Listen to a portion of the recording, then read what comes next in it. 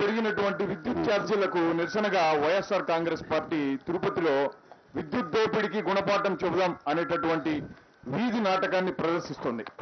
చంద్రబాబు నాయుడు గారు ఎలాంటి వాళ్ళో మీ అందరికీ నేను ప్రత్యేకంగా చెప్పనవసరం లేదు. ఆయన అబద్ధానికి ఓ బ్రాండ్ అంబాసిడర్. అసత్యమునే పలుకోవాలను అంటూ అధికారంలోకి వచ్చారు. 5 ఏళ్ల పాటు విద్యుత్ ఛార్జీలను పెంచనని 5 నెలలకే ప్రజలకు షాకుల మీద షాకులు ఇస్తున్నారు చంద్రబాబు. మరి ఎన్నికల కంటే మునుపు ప్రచార సభల్లో పాల్గొన్నటువంటి చంద్రబాబు నాయుడు గారు మాట్లాడుతూ, మేము అధికారంలోకి వస్తే ₹1 కూడా విద్యుత్ ఛార్జీని పెంచం అని అంటూ సూపర్ 6 అనేటటువంటి 6 అబద్ధపు హామీలతో దొడ్డిదారిన అధికారంలోకి వచ్చారు.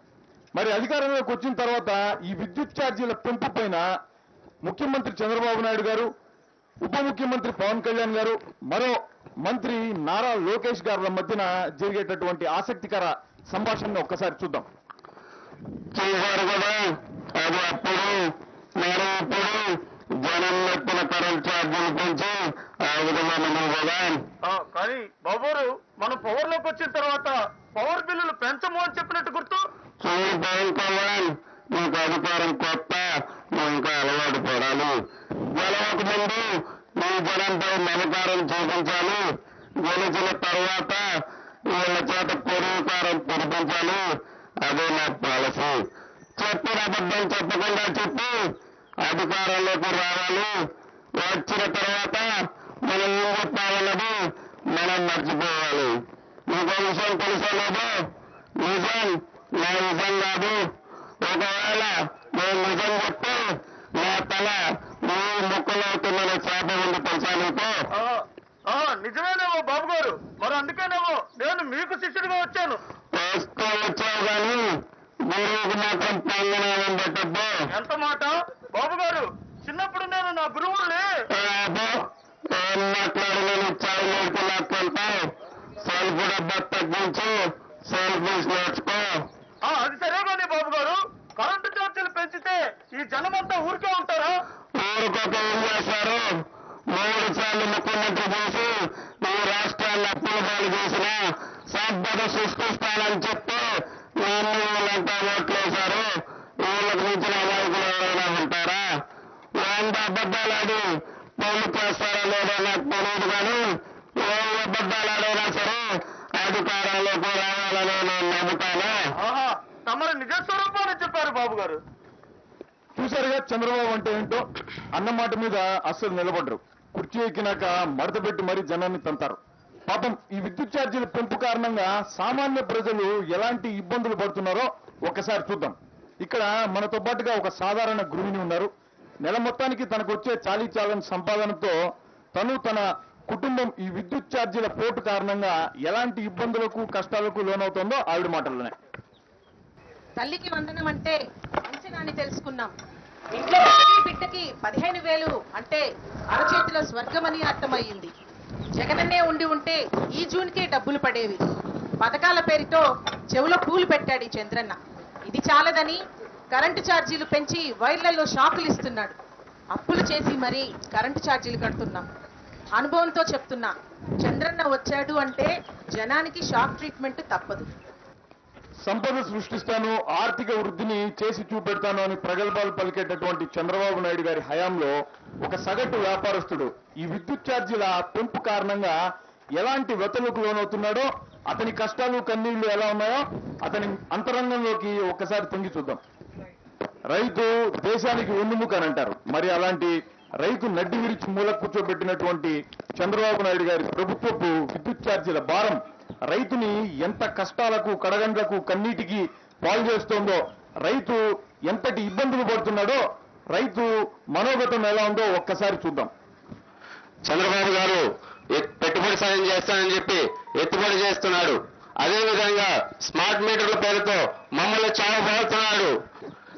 అధికారం దక్కిందంటే మనకు పవర్ బిల్ పెరిగిందని అర్థం. ఈ విధంగా కరెంట్ ఛార్జీలు పెంచడం వల్ల, గిట్టుబాటు ధర లేకపోవడం వల్ల నేను ఈ వ్యవసాయం చేయలేకపోతున్నాను. ఈ సమస్యకు నాకు చావే పరిష్కారం. 2029 నాటికి కూటమి ప్రభుత్వానికి బుద్ధి చెప్తాం. మరి 2029 ఎన్నికల ఫలితాలు ఏ విధంగా ఉన్నాయో ఒక్కసారి చూద్దాం.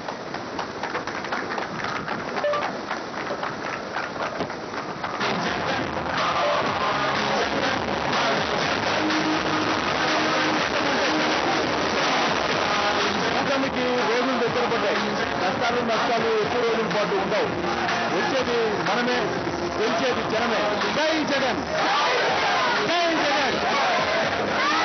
కూటమి ప్రభుత్వం ఎన్నికల ప్రచారంలో విద్యుత్ ఛార్జీల పెంపు లేదంటూనే అధికారంలోకి వచ్చిన తర్వాత దొంగచాటుగా విద్యుత్ ఛార్జీల పెంపుతో ప్రజలపైన భారం వేస్తున్న నేపథ్యంలో తిరుపతి వైఎస్ఆర్ కాంగ్రెస్ పార్టీ ఆధ్వర్యంలో ఒక వినూతన నాటక ప్రదర్శనకు శ్రీకారం చుట్టారు. ఇదే అంశానికి సంబంధించి ఈ యొక్క తిరుపతిలో వినాయక సాగర్ వద్ద ఈ యొక్క నాటక ప్రదర్శనలో పాల్గొన్నటువంటి వైఎస్ఆర్ కాంగ్రెస్ పార్టీ తిరుపతి ఇన్ఛార్జ్ బోమన్ అభినయ్ రెడ్డి మనకు అందుబాటులో ఉన్నారు. సార్ చెప్పండి, ఈరోజు ప్రజల్లో ఈ యొక్క ఒక వినూత్న నిరసన ద్వారా కూటమి ప్రభుత్వం చేసినటువంటి విద్యుత్ ఛార్జీల పెంపు పైన మీ యొక్క నాటక ప్రదర్శన చేశారు. ఈ ఉద్దేశం ఏంటిది, మీ యొక్క లక్ష్యం ఏంటి చెప్పబోతున్నారు? చంద్రబాబు నాయుడు గారు ఎప్పుడు అధికారంలోకి రావాలన్నా ఏదో ఒక అబద్ధపు హామీని ఇచ్చి ప్రజల్ని వంచి అధికారంలోకి రావడం అన్నది మామూలుగా జరుగుతుంది.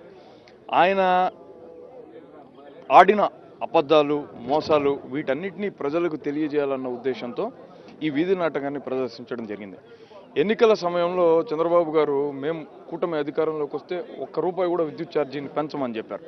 కానీ అధికారంలోకి వచ్చిన తర్వాత ఈ విద్యుత్ ఛార్జీల భారం విపరీతంగా ప్రజల మీద మోపుతున్నారు.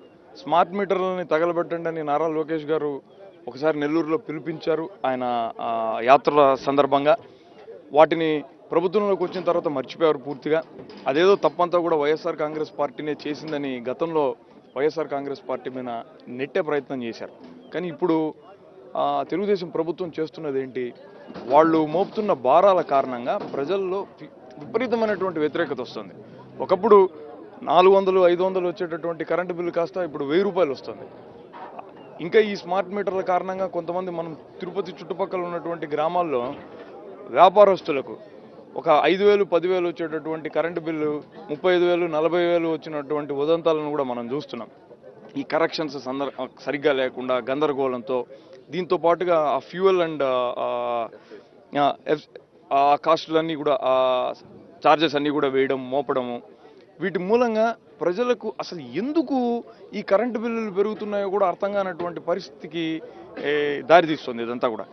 చంద్రబాబు నాయుడు గారు అన్నమాట ప్రకారం అన్నమాటను నిలబెట్టుకునేటట్టుగా ఈ విద్యుత్ ఛార్జీల భారం ప్రజల మీద వేయకుండా ఉండడం చాలా అవసరం. వైఎస్ఆర్ కాంగ్రెస్ పార్టీ మీరు ఎన్నికల సమయంలో ఏ హామీనైతే ఇచ్చారో ఆ హామీకి నిలబడి ఉండండి అని డిమాండ్ చేస్తుంది. అంటే ఈరోజు రాష్ట్రంలో ప్రతి సగటు మహిళ కూడా ఈరోజు చాలా ఇబ్బంది పడుతూ ఉంది.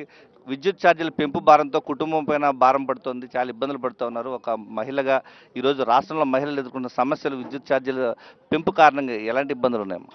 మాకు ఒక్కరు తేవాల, ఇంట్లో ఇంతమంది తినాలా. ఛార్జీలు అనేది జగన్మోహన్ రెడ్డి గారు ఉన్నప్పుడు 600, 500, 600 వస్తూ ఉన్నాయి. ఇప్పుడు చూస్తే 1,500, 2,000 రూపాయలు ఎలా కట్టాలా మేము? చంద్రబాబు నాయుడు గారు 6 హామీలు ఇచ్చాడు. 6 హామీల్లో ఒక్క హామీ కూడా నెరవేర్చలేకపోయినారు. అది ఎందుకనో చంద్రబాబు నాయుడు గారు ముందు హామీలు ఇస్తాడు, మళ్ళా ముఖ్యమంత్రి అయినాక హామీలన్నీ గందరగోళం చేసి పెడతాడు. ఏమీ చేయడు చంద్రబాబు నాయుడు గారు. జగన్మోహన్ రెడ్డి పాలన బాగుందని ఇప్పుడు ప్రజలంతా అనుకుంటా ఉంటారు. అయ్యో పొరపాటు చేసినామే, జగన్మోహన్ రెడ్డి గారికి వేసి నింటే ఎంత బాగుండునో, ఎంత ఇదిగా ఉండిందే. అందరికీ తల్లికి వందనం అన్నాడు, నీకు 15,000, నీకు 15,000, నీకు 15,000, నీకు 18,000 అన్నాడు. అది చేయలే. ఇంకా ఏమి చేస్తావు? 6 హామీల్లో ఒక్క హామీ కూడా చేయలేకపోతానవే. ఫ్రీ బస్ అన్నావు, ఫ్రీ బస్ ఏమైనా నెరవేర్చినావా? అది నెరవేర్చలే, అది తుస్ చేసినావు. నువ్వు ఏ పరిపాలన చేస్తావు చంద్రబాబు నాయుడు గారు అని మేము అడుగుతున్నాము. చంద్రబాబు నాయుడు గారు మీరు పరిపాలన చేయలేనప్పుడు మీరు కానీ పవన్ కళ్యాణ్ గారి దిగిపోండి, జగన్మోహన్ రెడ్డి గారు వస్తారు, ఈ పరిపాలన సురక్షితంగా ఉంటుంది. మాకైతే చాలా మెంటల్ గా ఉంది నీ పరిపాలన చూస్తా ఉంటే. అంటే ఈరోజు విద్యుత్ ఛార్జీలు పెంచమంటూ చాలా స్పష్టంగా చెప్పినటువంటి చంద్రబాబు నాయుడు ఈరోజు అధికారంలోకి వచ్చిన తర్వాత అడ్డగోలుగా విద్యుత్ ఛార్జీలు పెంపుతూ ప్రజలు నడ్డి వీరుస్తున్నారు. ఏ విధంగా చూడాలమ్మా? ఇది చంద్రబాబు నాయుడు గారికి పరిపాటిగా మారిపోయిందండి. ఆయన ప్రతి ఎన్నికలకి ముందు ఇచ్చిన హామీలు నిలబెట్టుకుంటే ఆయన తల 1000 వక్కలవుతుందని ఆయనకు శాపం ఉందంట. ఇది ప్రజలు తెలుసుకోవాలి. ఆయన ఇచ్చిన హామీలో ముఖ్యంగా మహిళల కోసం ఇచ్చిన హామీల్లో ఏ ఒక్కటి కూడా నెరవేర్చలేదు. ఉచిత బస్సు ఇవ్వలేదు, ఉగాది నుంచి అన్నారు, అది కూడా మొండి చేయి చూపించారు. ఏ పథకము ఇవ్వకపోగా అందులోనూ కరెంటు ఛార్జీలు పెంచి మా పైన బండ వేస్తే సామాన్యులు మధ్యతరగతి కుటుంబీకులు ఎలా నెట్టుకు రావాలి భారాన్ని? ఇది అర్థం చేసుకోవాలి. ప్రజలందరూ దీన్ని వ్యతిరేకిస్తున్నారని ప్రభుత్వాలు గుర్తించాలి. చంద్రబాబు నాయుడు గారు, కూటమి ప్రభుత్వము దయచేసి వీటిపైన చర్యలు తీసుకోవాలి. కరెంటు ఛార్జీలు పెంచకుండా ప్రజలకు మేలు చేయాలని కోరుతున్నాం.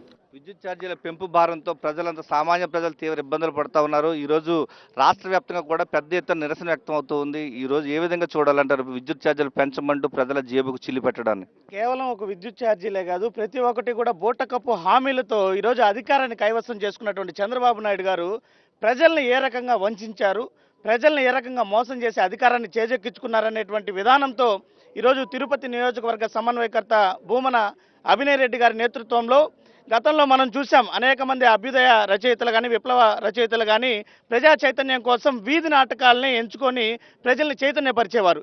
మరి ఈరోజు మేము వైఎస్ఆర్ కాంగ్రెస్ పార్టీ ఆధ్వర్యంలో భూమన అభినయ్ రెడ్డి గారి నేతృత్వంలో ఒక వీధి నాటకాన్ని తీసుకొని ప్రజా చైతన్యం కోసం ఏ రకంగా అయితే చంద్రబాబు నాయుడు గారు ఈ కూటమి ప్రభుత్వం ఓట్ల కోసం అధికారం కోసం అలవి కాని హామీలనిచ్చి ప్రజల్ని ఏ రకంగా మోసం చేసింది, ప్రజలకి ఏ రకంగా తప్పుడు వాగ్దానాలను ఇచ్చింది, గతంలో జగన్మోహన్ రెడ్డి గారు అద్భుతమైనటువంటి సుపరిపాలన అందిస్తుంటే దానికి మించినటువంటి అద్భుతాన్ని చేస్తానని చెప్పి ఈరోజు అధికారాన్ని చేజిక్కు మాట తప్పారు. కాబట్టి ప్రజలకి ఈ రకమైనటువంటి చైతన్యం కల్పించాలని ఈరోజు ఈ రకమైనటువంటి వీధి నాటకానికి తెరలేపాం. ప్రజల నుంచి కూడా అద్భుతమైనటువంటి స్పందన వచ్చింది. రాబోయేటువంటి రోజుల్లో కూటమి ప్రభుత్వానికి ప్రజలే తగిన గుణపాఠం చెప్పేదానికి సిద్ధంగా ఉన్నారు. ఈరోజు సూపర్ 6 హామీలు అంటూ అధికారంలోకి వచ్చారు, ఒక్క హామీ అమలు లేదు. పోగా ఈరోజు విద్యుత్ ఛార్జీల భారం ప్రతి ఒక్కరిపైన వేస్తున్నారు. దీన్ని ఏ విధంగా చూడాలంటారు సార్? ఆయన చెప్పిన హామీలు ఏ రోజైనా నెరవేరిస్తే ప్రజల మీద భారం పడకుండా ఉంటే జనాలు చాలా హర్షిస్తారు. ఆయన చెప్పేది ఒకటి, చేసేది ఒకటి. అతను ఏ హామీ ఇస్తే అది నేను అమలుపరచను, నేను చెప్పింది చెయ్యను, నా మేనిఫెస్టోలో ఇంకోటి ఉంటుంది విన్నర్గా, దాన్ని అమలు చేస్తాను అనే టైప్లోనే ఆయన చెప్తాడు. కాబట్టి ప్రజలు భారాన్ని భరించాల్సిందే, భరిస్తూనే ఉంటారు. చెప్పాడు కదా, ఒక బటన్ నొక్కితే అంట జగన్మోహన్ రెడ్డి గారు నొక్కిన బటన్లతో సమానం అంట. ఏంది 4000 పెన్షన్కే.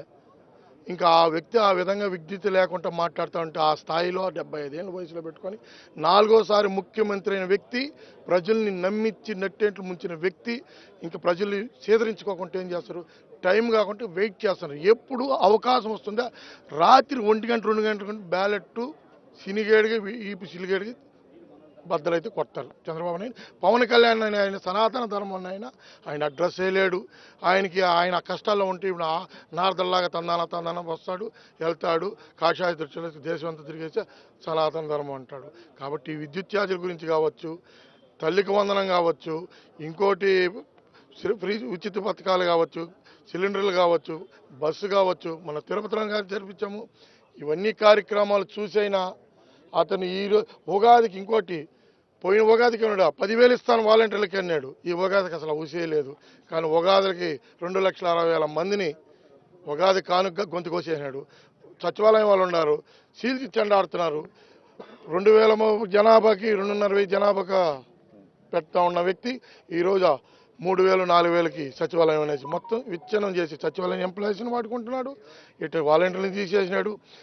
ఏడికంటే ఆడికి రేట్లు పెంచుకుంటూ అతను పబ్బం గడుపుకుంటూ అమరావతిని క్యాష్ చేసుకునే పనులు తప్ప ఇంకోటి కాదు. విద్యుత్ ఛార్జీల పెంపు భారంతో ఈరోజు సామాన్య ప్రజలు తీవ్ర ఇబ్బందులు పడుతున్నారు. క్షేత్రస్థాయిలో ఈరోజు పడుతున్న ఇబ్బందులకు సంబంధించి వైఎస్ఆర్ కాంగ్రెస్ పార్టీ ఒక వినూతన నిరసనకు నాటక ప్రదర్శనకు తెరలేపింది. ప్రజల్లో ఎలాంటి చైతన్యం వస్తుందనుకుంటారు? ఈ నాటక ప్రదర్శన అద్భుతంగా జరిగింది. భూమన అభినయ్ రెడ్డి గారి నాయకత్వంలో ప్రజలందరూ కూడా, వాకర్స్ కూడా, నడిచే వాళ్ళు కూడా డేంజర్ చూసి ఆసక్తికరంగా చూశారు. చాలా అద్భుతంగా జరిగింది. చంద్రబాబు చెప్పేది ఒకటి, చేసేది ఒకటి. మళ్ళా దీన్ని వీటన్నిటిని డైవర్ట్ చేసి మళ్ళీ సింగపూర్ నుంచి, మలేషియా నుంచి మళ్ళీ వచ్చుంటారంట. ఇంత గతంలో కూడా సింగపూర్ని మలేషియా చేస్తా, అద్భుతంగా మహానగరంగా చేస్తానని చెప్తాడు. ఏమీ చేయడు. పిల్లలకు చదువుకుంటే సామాన్య మధ్యతరగతి పిల్లలు చాలా కష్టాలు పడతా ఉన్నారు. వాళ్ళకు ఇస్తారన్న హామీలు ఏమీ అమలు కావడం లేదు. సూపర్ 6 అన్నాడు, సూపర్ 7 అన్నాడు, ఇంకా అనేక హామీలు ఇచ్చినాడు.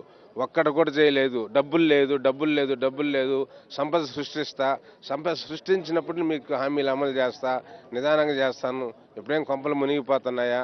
వాలంటీర్లు మోసం చేసినారు. ఆ వాలంటీర్లు ఉసురు పోసుకుంటున్నారు. వాళ్ళ శాపనార్థాలు ఖచ్చితంగా చంద్రబాబు తగులుతాయి.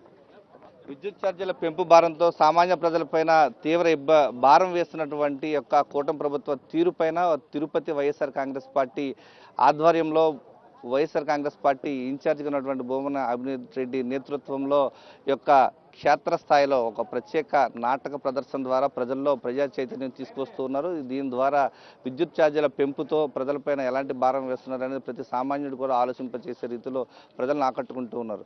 కెమెరామెన్ ఎల్ఐతో విజయమూర్తి, సాక్షి టీవీ, తిరుపతి నుంచి. నా పేరు త్రమ్ముశెట్టి వెంకటేశ్వరరావు.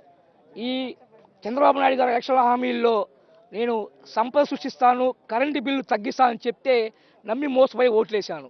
ఓట్లేసిన పాపానికి ఈరోజు నాకు నెలకి 1500 వచ్చే కరెంటు బిల్లు ఈరోజు 6000 రూపాయలు వస్తూ ఉంది. 6000 రూపాయలు నేను నిరంతర కష్టపడి సంపాదిస్తే ఆ సంపాదనని నీ కుటుంబాన్ని పోషించుకోవాలా, లేకపోతే ఈ కరెంటు బిల్లే కట్టాలా నాకు అర్థం కాక, ఎవరో చెప్పుకోవాలో నాకు అర్థం కాక ఈరోజు ఈ వినాయక సాగర్ పార్కులో అభినయ్ రెడ్డి గారు విద్యుత్ ఫోరం మీద నాటకం వేస్తానని చెప్పి ఇక్కడికి వచ్చినాను. నేను నా బాధ్యత చెప్పుకున్నా. ఎందుకంటే నాలాంటి సామాన్య వ్యక్తులు ఈ రాష్ట్రంలో ఎంతోమంది ఉన్నారు. ఎందుకంటే మేము నమ్మి ఓటేసినందుకు మా కుటుంబాలని బుగ్గుబాలు చేశాడు చంద్రబాబు నాయుడు గారు. కాబట్టి మీరు ఏదైతే కరెంటు బిల్లు తగ్గిస్తా అన్నారో దయచేసి కరెంటు బిల్లు తగ్గించి మాకు న్యాయం చేయవలసిందిగా మిమ్మల్ని కోరుకుంటున్నాను.